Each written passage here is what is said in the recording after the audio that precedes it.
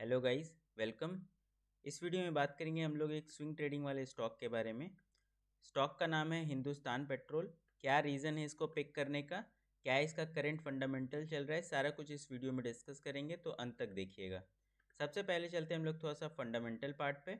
Fundamental part में हम लोग थोड़ा सा इसका फाइनेंशियल्स देख लेते हैं कि कैसा आ रहा है क्वार्टर ऑन क्वार्टर बेसिस पे। तो क्वार्टर ऑन क्वार्टर बेसिस पे अगर हम लोग देखते हैं तो हम लोग को एक अच्छा खासा जंप दिखता है। पिछले साल का सेम क्वार्टर में 97,634 करोड़ का रेवेन्यू बनाया था। इस बार 1,08,056 करोड़ का बनाया है, तो एक अच्छा खासा हम लोग को रेवेन्यू में जंप दिख रहा है। ठीक है, और उसी हिसाब से अगर हम लोग नेट प्रॉफिट वाइज देखेंगे तो नेट प्रॉफिट वाइज कंपनी ने काफ़ी अच्छा परफॉर्म किया है। जो पिछले साल सेम क्वार्टर में 1,456 करोड़ के आसपास का हमें नेट प्रॉफिट मिल रहा था, इस बार 2,828 करोड़ का मिल रहा है।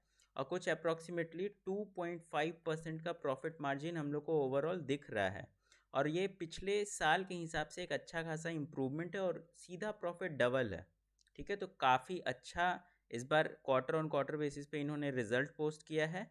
अपना क्वार्टर ऑन क्वार्टर बेसिस पे अगर हम लोग देखेंगे तो बहुत अच्छा रिजल्ट है नेट प्रॉफिट के हिसाब से, क्योंकि पिछले क्वार्टर में सिर्फ और सिर्फ 154 करोड़ का इन्होंने प्रॉफिट किया था और इस बार 2,828 करोड़ का। तो ओवरऑल आपको भी दिख रहा है ये एक अच्छा खासा हम लोग को प्रॉफिट इस बार कंपनी ने बनाया है। अब चलते हैं हम लोग इसके थोड़े से बैलेंस शीट पे। तो बैलेंस शीट पे हम लोग को दिखता है कि रिजर्व्स एंड सरप्लस इनके पास 26,294 करोड़ का है और ये घटा है। पिछले साल 37,258 करोड़ था, इस बार थोड़ा सा घटा है और इस ये एक वीक पॉइंट हो सकता है इस कंपनी के लिए। दूसरा वीक पॉइंट हमको बैलेंस शीट में क्या दिख रहा है कि इसका लॉन्ग टर्म बोरोविंग्स जो हैं पहले रिजर्व्स एंड सरप्लस के हिसाब से एक अच्छा खासा, मतलब उससे कम ही था। रिजर्व्स एंड सरप्लस 37,258 करोड़ का था, लेकिन लॉन्ग टर्म बोरोइंग सिर्फ और सिर्फ 31,226 करोड़ का था। लेकिन इस बार क्या हुआ है कि रिजर्व्स एंड सरप्लस 26,294 करोड़ के हैं, लेकिन उसके रिस्पेक्ट में जो long term non current liabilities है वो 53,320 करोड़ का है। अब देखिए प्रॉब्लम क्या होता है कि अगर आपका लॉन्ग टर्म बोरोइंग्स ये सब ज़्यादा होते जा रहा है साल दर साल, तो क्या दिक्कत होता है कि आपको इंटरेस्ट ज़्यादा भरना पड़ेगा। कोई भी कर्ज लीजिएगा उस पर आप इंटरेस्ट कुछ लगता है, उसका आपको भरना पड़ेगा इंटरेस्ट।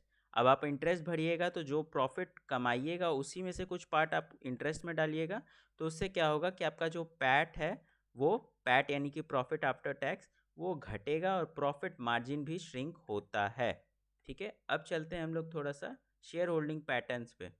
तो शेयर होल्डिंग अगर हम लोग देखेंगे तो प्रमोटर के पास 54.9% का होल्डिंग है।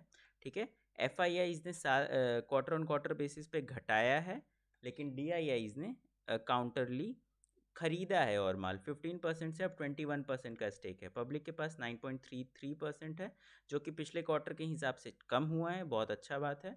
और अगर आप पब्लिक में देखेंगे तो 0.33% और लॉक है, तो अप्रॉक्सीमेटली 9% के आसपास का ही फ्री फ्लोट है, काफ़ी अच्छा बात है। अब चलते हैं रीज़न की टेक्निकल वाइज हमने क्यों स्टॉक को पिक किया है। तो सिंपल सा आपको दिख रहा होगा, एक फ्लैग एंड पोल का ब्रेकआउट है यहाँ पे, एक एकदम पहले तो ये जो आपका रेसिस्टेंस है 250 का उसी का ब्रेकआउट है, प्लस एक अच्छा खासा कंसोलिडेशन हुआ है और कंसोलिडेशन के बाद ये वाला कैंडल में ब्रेकआउट एक और आया है अच्छा सा शानदार, इसी वजह से स्टॉक को पिक किया गया है। देखिए हुआ क्या, एक फ्लैग बना, फ्लैग पोल बना, ब्रेकआउट आया और रीटेस्ट भी दिया। अगले ही दिन यानी कि आज ही के दिन ये 3.89% का डाउनफॉल दिखाया है और यहाँ से आपको और श्योरिटी मिल जाता है एंट्री के लिए। क्यों? क्योंकि आपका एसएल अब थोड़ा छोटा बनेगा और टारगेट आप बड़ा बड़ा अचीव कर सकते हैं। तो इससे क्या होगा कि आपका रिस्क एंड रिवॉर्ड जो बन रहा है वो बहुत बेटर बन रहा है, इस वजह से ये ट्रेड और ज़्यादा फेवरेबल बन जाता है। ठीक है, सिंपल लॉजिक समझ लिए हम लोग। अब देख लेते हैं कि टारगेट्स क्या क्या रखने हैं। टारगेट हमारा पहला टारगेट रहने वाला है 304, जो कि पहले अगर हम लोग वीकली चार्ट पे देखेंगे तो एक हम लोग को प्रॉपर दिखता है कि 300 के आसपास ने पहले भी स्टॉक ने रेसिस्टेंस फेस किया है, तो टारगेट हम लोग वो लेके चलेंगे। और दूसरा टारगेट हमारा 330 का रहने वाला है। 15 पॉइंट का सिर्फ एसएल रखने वाले हैं। 265 का हमारा जो बाइंग जोन है उससे हम लोग 15 रुपया नीचे, 15-16 रुपया नीचे हम लोग एसएल रखेंगे, यानी कि 249 या 250 के आसपास में। तो 15-16 रुपया का एसएल लेके ₹35 हमारा पहला टारगेट होगा और दूसरा हमारा ₹65 होने वाला है। तो एक अच्छा खासा अप मूव आप इसमें एक्सपेक्ट कर सकते हैं। ऑल्दो अपना एसएल इंटैक्ट रखिएगा अगर आप ट्रेड में जाते हैं तो। आई होप कि आपको ये वीडियो समझ में आया होगा। वीडियो पसंद आया तो वीडियो को लाइक करिए, चैनल को सब्सक्राइब करिए और आप हमारा फ्री व्हाट्सएप ग्रुप भी ज्वाइन कर सकते हैं, जहाँ पे हम लोग ऐसा ऐसा स्टॉक यूट्यूब पे डालने से पहले ही वहाँ पे पोस्ट कर देते हैं। ठीक है, बाय बाय।